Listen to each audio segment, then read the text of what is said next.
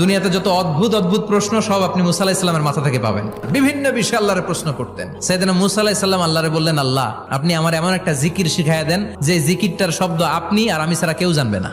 দিনে রাতে সব সময় এই জিকির আমি করব, আপনারে ডাকবো, কিন্তু শর্ত হলো এই জিকিরটা জানবে শুধু আপনি আর জানবো শুধু আমি।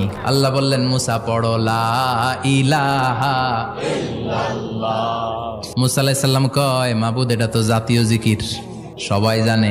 আমি তো চাইছি এক্সেলেন্ট একটা জিকির, কারো কাছে নাই, শুধু আমি জানবো আর আমি পড়বো। আল্লাহ বললেন, মুসা এই লা ইলাহাকে যদি এক পাল্লায় রেখে দাও, তাম বিশ্ব, 7 আকাশ 7 জমিনটারে তুলে যদি তুমি আরেক পাল্লায় রেখে দাও, লা রাজাহাত কাফাতু লা ইলাহা ইল্লাল্লাহ, মুহূর্তের মধ্যে লা ইলাহার পাল্লা ভারী হয়ে যাবে।